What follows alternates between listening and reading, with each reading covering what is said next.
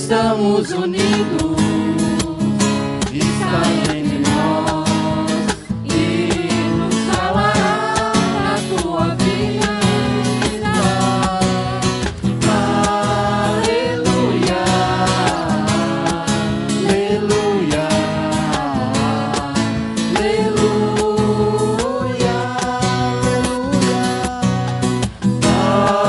aleluia, aleluia, aleluia. O Senhor esteja convosco. Ele está no meio de nós. Proclamação do Evangelho de Jesus Cristo, segundo Lucas. Glória a vós, Senhor.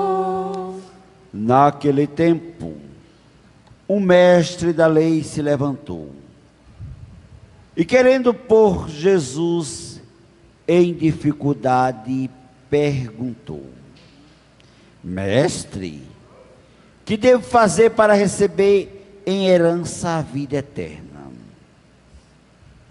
Jesus lhe disse: o que está escrito na lei? Como lês? Ele então respondeu: amarás o Senhor teu Deus de todo o teu coração, com toda a tua alma, com toda a tua força e com toda a tua inteligência, e ao próximo como a ti mesmo.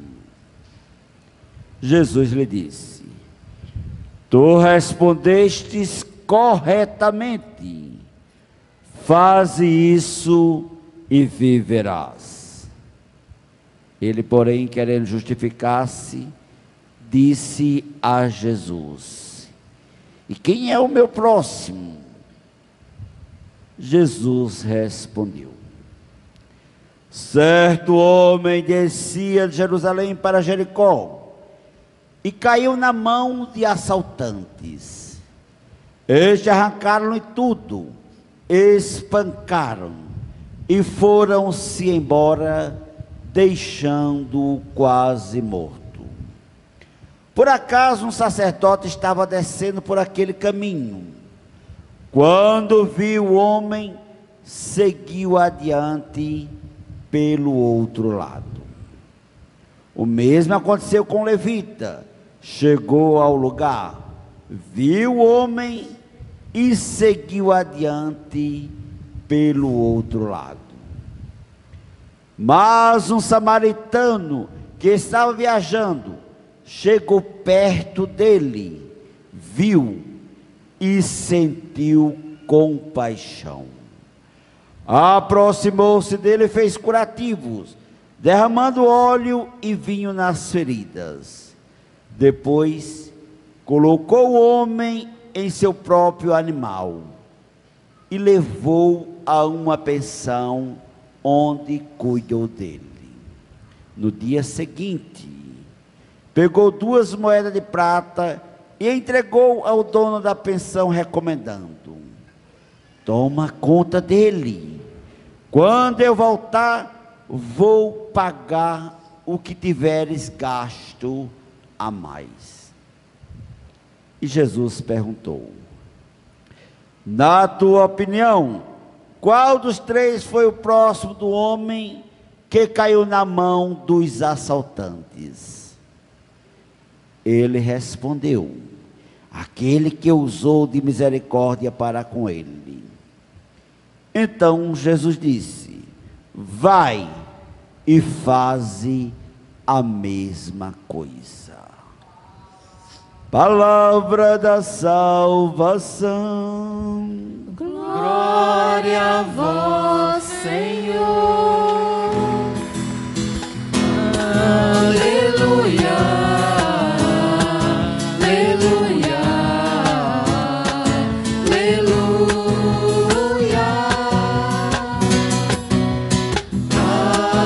aleluia, aleluia, aleluia. Entre nós está, e não o conhecemos, entre nós está, e nós o desprezamos, entre nós está, e não o conhecemos, entre nós está, e nós o desprezamos. Que a palavra do Santo Evangelho perdoe os nossos pecados. Queridos irmãos, queridas irmãs, já estamos vencendo o 15º domingo do tempo comum. E a liturgia de hoje nos fala de algo que acredito eu, que todos nós desejamos: alcançar o prêmio da vida eterna. Acredito eu que é esse o desejo de cada um de nós, um dia adentrarmos na morada celeste, juntamente com o banquete ao lado do Cordeiro. Acredito que esse é o desejo de cada cristão. E a liturgia de hoje nos apresenta esse caminho. A primeira leitura de Moisés falando ao povo: ouve a voz do Senhor teu Deus, e observa todos os seus mandamentos e preceitos que estão escritos nessa lei. Então Moisés fala da lei de Deus. A lei foi dada ao homem para viver bem, não para escravizar ou para fazer temor, mas para que possa viver socialmente. Todas as sociedades têm suas normas e leis. Entre o povo de Deus não poderia ser diferente. As leis, eu costumo falar, é como uma seta a indicar o caminho a seguir. O que seria do nosso trânsito se não tivesse as leis de trânsito, não é verdade? Se bem que tem muito maluco por aí que não obedece. Eu acho que nunca fez autoescola, não sabe para que serve a seta.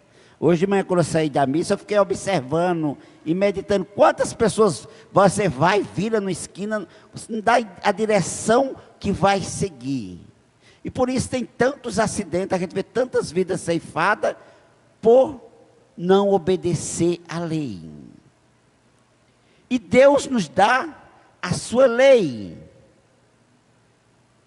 E ele diz, né? Converte o teu coração para Deus, com todo o teu coração, com toda a tua alma. Podemos nos questionar, será que a gente realmente é convertido o coração para Deus? Será que Deus ocupa o primeiro lugar na nossa vida realmente? É para parar e pensar. Aí ele diz, na verdade, esse mandamento que hoje eu dou, não é difícil, realmente. Não está fora do teu alcance, não está no céu para que possa buscar, nem do outro lado do mar para que possa atravessar. Mas, onde é que está? Esta palavra está bem ao teu alcance, está em tua boca e em teu coração, para que a possas cumprir. É interessante essa afirmação, quando o autor sagrado nos coloca. É uma pergunta, não me responda. Uma vez eu fiz e morri de vergonha. Quais os mandamentos da lei de Deus? Quais os mandamentos da igreja? Quais as obras de misericórdia? Muitas vezes não sabemos. E a palavra de Deus deve estar no nosso coração, por quê? A boca fala do que o coração está cheio. Eu só posso dar aquilo que eu não tenho. Se eu não tenho amor, eu não posso dar amor. Então a palavra, ela deve penetrar o nosso ser, a gente deve ruminá-la a cada dia, pensar na vida e de fato converter o nosso coração. Aí tem muitos católicos, vamos rezar para que os outros possam se converter. Mas nós, como cristãos, essencialmente precisamos a cada dia nos converter, a cada dia ser uma pessoa melhor, vivendo a nossa vida de oração. Oração, orar com ação, é interessante essa palavra. Se a gente observa a cruz de Cristo, ela tem duas hastes, ela tem uma vertical e uma horizontal, para dizer que a nossa oração deve ter a relação íntima com Deus, mas não podemos esquecer também os irmãos.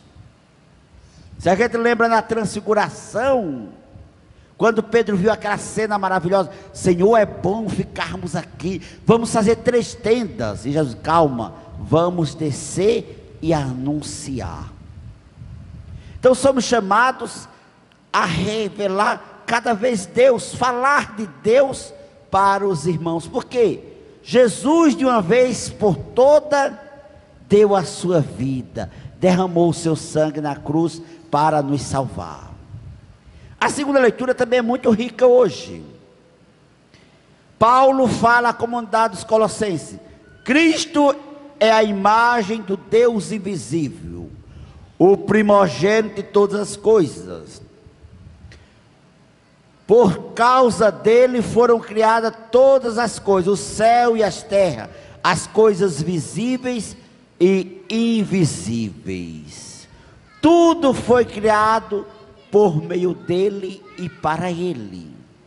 São palavras profundas, quer dizer que desde sempre o verbo de Deus existia.